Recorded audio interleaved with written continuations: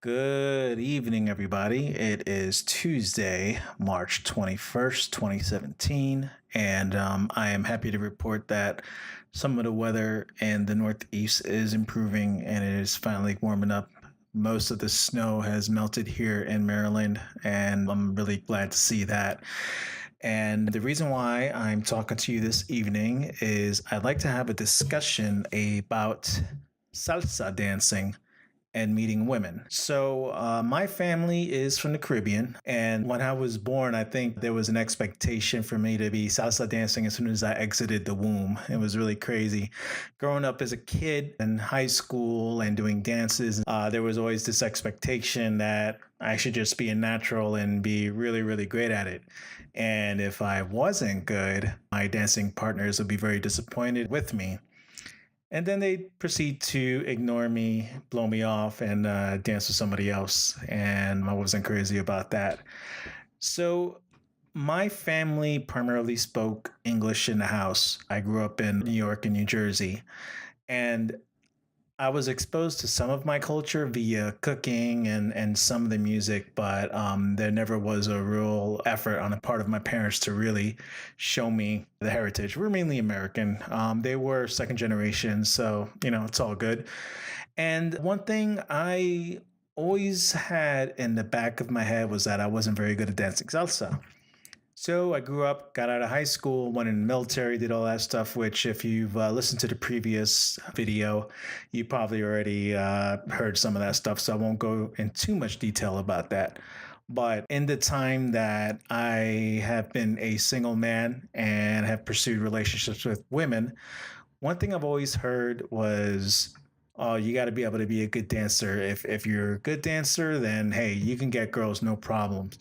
And I knew how to dance fairly well. I could dance to reggae, I could dance to hip hop music, other musical genres, techno, and all that. But for some reason, well, even other varieties of música latina, such as merengue and bachata, which both are easier than dancing salsa, in my opinion, because the basic steps are pretty simple. In the example of merengue, basically you're just shaking your hips side to side, dancing close to your partner, and that's about it. Bachata is a little bit more complicated. You're taking three steps with your partner horizontally in one direction and then the other, and that's pretty much it. And then you try to mix up whatever other dance moves you want to involve with that. Bachata being a little bit more tough because of the timing, but with merengue, it's so easy. You could take your time doing anything just about, and you wouldn't really have any trouble. So, in regards to salsa, I always felt like it was more complex, there was more involved. And I don't know if anybody is a fan of any of the dancing reality shows that are on TV right now.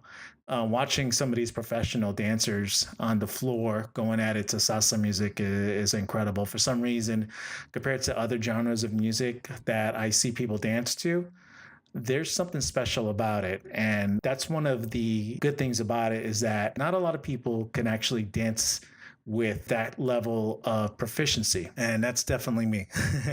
But at some point, I decided that I really wanted to learn it and I wanted to get good at it, because at the time I was trying to rebuild my confidence with women from having my heart ripped out by my ex wife. But it was a pretty tough time in my life. And on this quest to become more confident, I decided to take some lessons. So I went to the classes and all that. I did group classes mainly, I didn't do one on one. And I really didn't have very good experiences. What a lot of salsa schools tend to do, and I don't care for this, is that they'll pull everybody kind of like in a big crowd and assign like these interns to kind of teach some of the steps, and then maybe the main instructor will come along and do a little bit of one-on-one, a couple of pieces here and there. But for the most part, it's kind of a cattle call, and you're not really getting that disciplined attention that you need in order to really learn these steps and to get the practice. So I ran into several schools like that, and the whole experience kind of turned me off. Just because you're good at something doesn't necessarily mean that you should be teaching it. And I encountered that with many salsa instructors. So I decided to leave it alone for a while. I still was able to dance bachata and merengue pretty well. So I figured, I don't need to know it. It's fine. Well, as time carried on and I continued to meet women and try to gain more confidence, I reapproached the idea of me becoming really good at salsa. And I found a bar where a couple instructors would teach, and they were really good because it wasn't a huge class. It was about maybe 12 people. And what happened was I managed to get more individual instruction instead of being part of a big, huge group. And with a lot of practice, with going to a lot of different classes and running into a couple difficulties with learning some of the rhythms, eventually with time and with practice, I started to get it. And I started to understand the basic concepts and moving to the beat, the tempo of salsa music, learning how to integrate everything you do with that tempo. And I started to get decent, and it got to a point where I was able to do basic and then a couple of other moves competently, and it was enough for me to go from there and then be able to do it enough where I could have a good time and not embarrass my partner. So a couple things happened from that. Coordination got better with me in general, and I found that when you're dancing with a woman in certain kinds of music, it really depends on the type of music. For example, if you're dancing hip hop, a lot of times you're just bumping and grinding, and and that's fun. But with salsa music, I always felt like there was more class involved. It didn't feel like it was just a pickup environment. Whenever I went to these salsa schools, it really was about learning to dance, and because of that, the women were far more comfortable with me in general. I think once you take the whole pickup idea and that kind of mood out of the equation, you see some women begin to bring their guard down a little bit, and they generally feel more comfortable. And it helps you as a man because that's one thing that you're going to need in order to get a woman to want to spend time with you. You need to make her comfortable. She needs to feel safe. So instead of bumping uglies and trying to, get a cheap thrill by grinding on some chick in the club, and then she looks at you like you're funny when you try to do so, the women were very open. Every time I danced with them, they were really engaged. They would ask me questions. They would ask me where I'm from. And this is definitely different than when you are in a club or a nighttime environment where you're trying to talk to women and they got their friends and they're trying to do their own thing. And you try to squeeze in and say hi, and then they look at you like you're a psychopath. So that's one of the good things about the salsa culture in general. And one thing I have to say is that if you encounter women who aren't really into salsa, who never danced before, and you're able to show them that you're pretty good at it and you manage to teach them some moves and twist them around and all that, boy, does that make their hearts melt. I've never met a woman who doesn't like to dance. I've met women who are bad at dancing, who, felt shy and things of that nature, or loved dancing, but just didn't want to dance with me.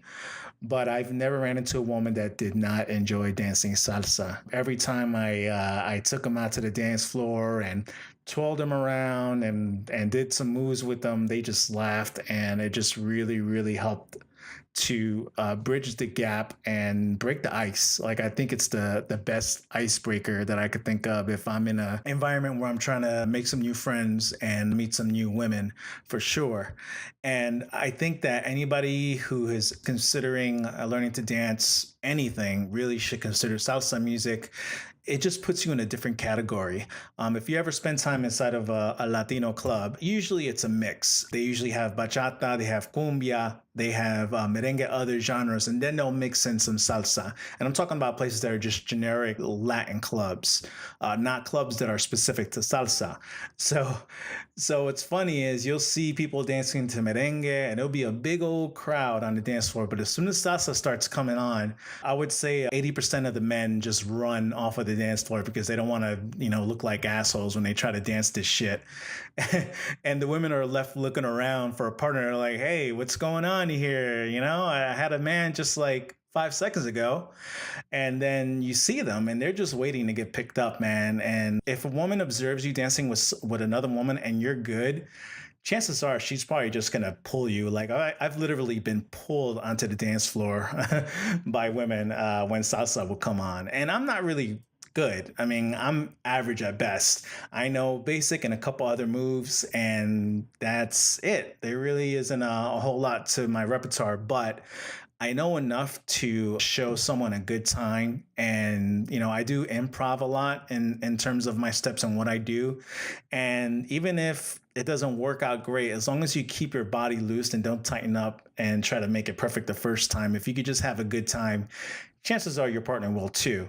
Providing that she's not an expert herself, which if she is, then she's not going to want to dance with you for long anyway. So it really doesn't matter.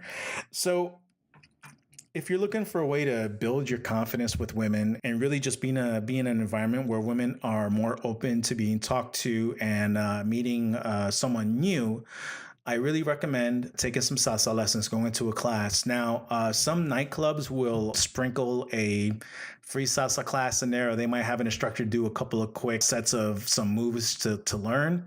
And that's okay too. But what I think you really want to do is find a place that is not preferably a dance studio. If you find a dance studio, then first of all, alcohol is not involved, so therefore you're going to be able to be more focused, and there won't be that issue of, oh man, is this guy just trying to get me drunk or any of those things. No, you're just concentrating on dancing. So do that. Find a place that doesn't have too many people. And in terms of the ratio from men to women, it kind of varies. Some places, some nights you'll do a class and it'll be more girls than guys, and vice versa. But on the average, I usually find that it's generally more women than men. And what they do is they actually line the men and the women up, and they practice a couple moves, and then they circulate partners. So you're not stuck with just one dance partner the whole time. You're meeting a bunch of different people. And man, every time it was my turn to dance with a nice looking girl, man, I always got excited. And I was able to put my hand on her hip right away and get nice and close. And boy, good times. And I will definitely be doing more of that in the future. So that's my tip for a great confidence booster. Learn to dance salsa and separate yourself from the pack. And always remember, if you are a man of action, you will be a man of character. Peace.